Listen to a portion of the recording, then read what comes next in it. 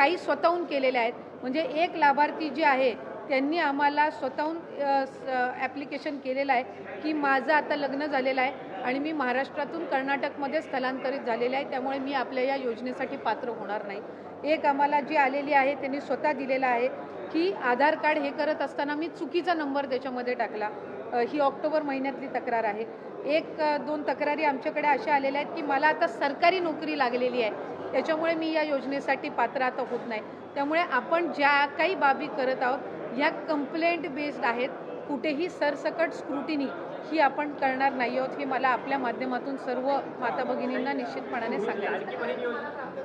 ते आम्ही साधारणपणे आज मी आणताना या प्राथमिक स्वरूपात आणलेल्या आहेत, पण याच्यापैकी डबल ॲप्लिकेशनच्या, स्थलांतरित झालेल्याच्या, उत्पन्नाच्या याच्यामध्ये वाढ झालेल्याच्या साधारणपणे 80-90% तक्रारी त्या पद्धतीच्या आहेत, म्हणजे ज्या आलेल्या आहेत त्यापैकी. आणि त्याचं आम्ही एक जे काही त्या संदर्भातली योग्य तो विचार करून आम्ही या 5 बाबी आणि या 5 बाबी या आपण GR मध्ये नमूद केलेल्या आहेत. कुठंही आपण शासन निर्णयामध्ये